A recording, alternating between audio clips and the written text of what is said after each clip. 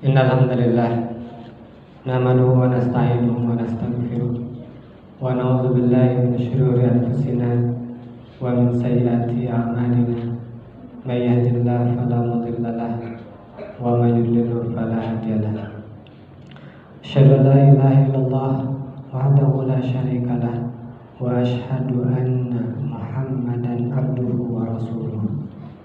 Wa sallallahu alaihi wasallam taslima wa tabi'ina lahum bi ihsan ila yaumiddin, amma ba'd.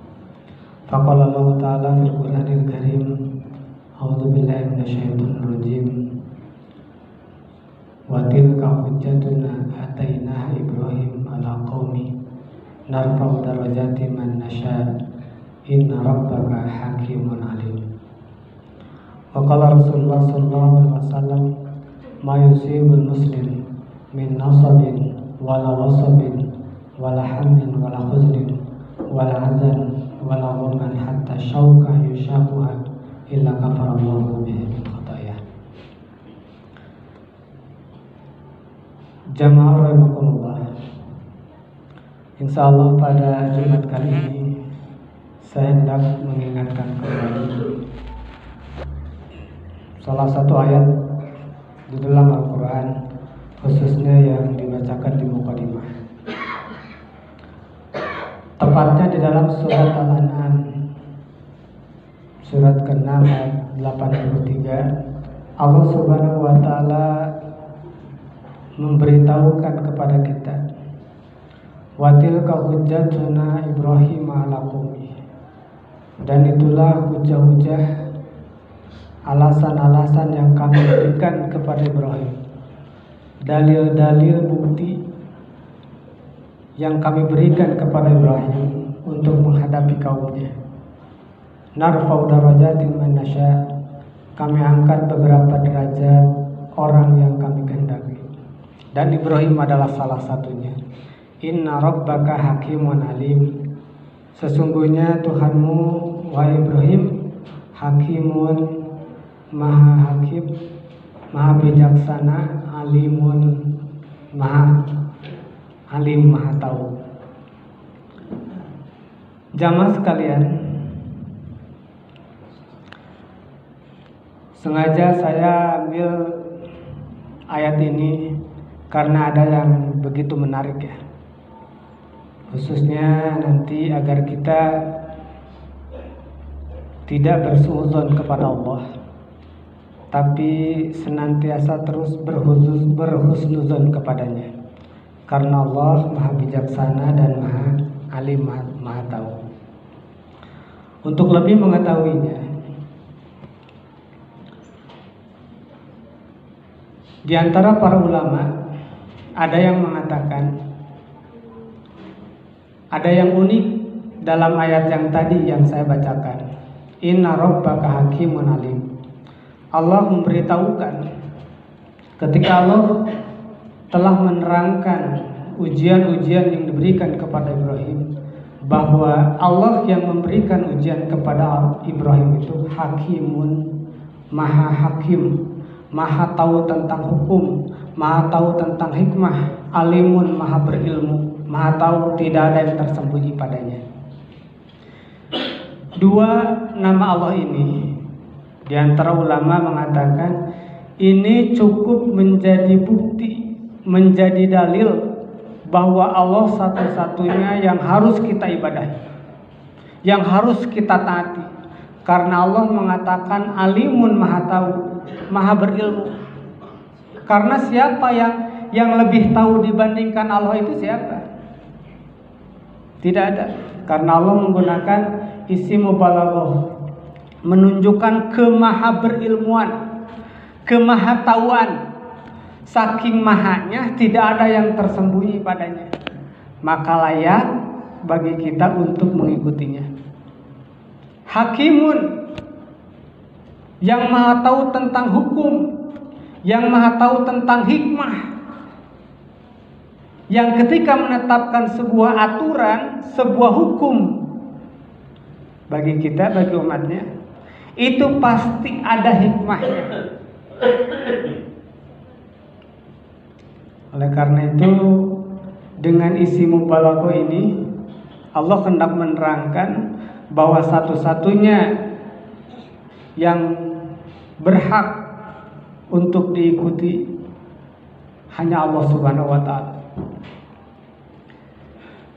Jamaah sekalian, untuk lebih memahaminya kita coba lebih sederhanakan lagi. Di dalam bahasa Arab, kalimat al-hukmu itu secara bahasa berarti al-man'u, mencegah.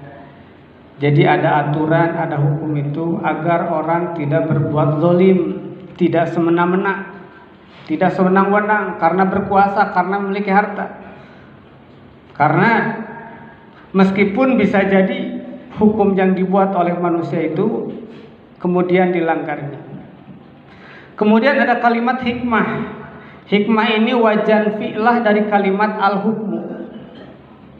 Kalau hikmah disandingkan dengan Alkitab, dengan Al-Quran, itu maksudnya hadis. Yu'allimun al-kitab wal hikmah. Allah mengajarkan Al-Quran dan hadis. Tapi kalau hikmah berdiri sendiri, itu kalimatnya mustarak. Satu kata memiliki banyak arti. Jadi hikmah nanti bisa berarti ilmu yang bermanfaat. Kalau datang dari Allah ilmu yang bermanfaat, saking manfaatnya itu tidak ada satupun celah kekeliruan, karena Allah yang Maha Tahu. Hikmah pun bisa berarti kenabian. Hikmah pun bisa berarti pengetahuan yang dalam tentang Al-Quran dan hadis. Hikmah juga bisa berarti malahu akibah mahmudah, yang memiliki akhir yang terpuji, memiliki akhir yang baik. Kita sering mendengar mudah-mudahan kejadian ini ada hikmahnya. Mudah-mudahan cobaan ujian ini ada hikmahnya. Nah, jamaah sekalian, kita bisa memahaminya. Kenapa Allah mengatakan inna rabbaka hakimun alim, berkenaan dengan Ibrahim yang Allah uji dengan ujian yang sangat banyak, pahit manis yang diterima oleh Ibrahim. Meskipun kemudian Ibrahim harus dilemparkan ke bara api, Ibrahim memegang akidahnya dengan teguh. Meskipun yang dihadapinya umat yang banyak, beliau bertentangan dengan masyarakat yang banyak, beliau bertauhid, kebanyakan adalah orang-orang musyrik. Saking kemudian berbedanya, tetap saja Ibrahim itu sampai kemudian harus dilemparkan. Ibrahim yakin yang dipercayainya, yang disembahnya, yang diyakininya ini benar. Hakimun, Allah yang membuat hukum, aturan yang kemudian diibadahi oleh Ibrahim, itu ketika menetapkan hukum pasti ada hikmahnya. Ini yang diyakini oleh Nabi Ibrahim, sehingga tidak berubah keyakinannya. Meskipun ketika itu yang Allah berikan adalah sesuatu yang pahit, sesuatu yang pahit, dihina, diejek sampai kemudian harus dilemparkan, itu sesuatu yang sangat pahit. Tapi yang pahit ini tidak mengeluarkan Ibrahim dari keyakinannya, ketauhidannya kepada Allah Subhanahu wa taala. Karena yakin yang diibadahinya itu hakimun alimun, orang yang Maha Tahu, yang mustahil keliru ketika menetapkan hukum kemudian dijadikan landasan dasar oleh manusia untuk diyakininya. Jamaah rahimakumullah, ketika Allah mengatakan hakimun, Allah Maha Hakim, Allah yang Maha Bijaksana, itu bijaksana dalam hukum syariat dan bijaksana dalam hukum yang bersifat qada dan qadar. Jadi ada ulama yang lebih menyederhanakan lagi. Hakimun dalam segi apa? Dalam hukum syariat. Seperti apa? Seperti sholat, seperti zakat. Itu pasti ada hikmahnya. Sholat, zakat, haji, kurban. Tugas kita bagi seorang muslim yang meyakininya terhadap hukum syariat ini, Tidak ada lain melainkan harus mentaatinya, tunduk dan taat.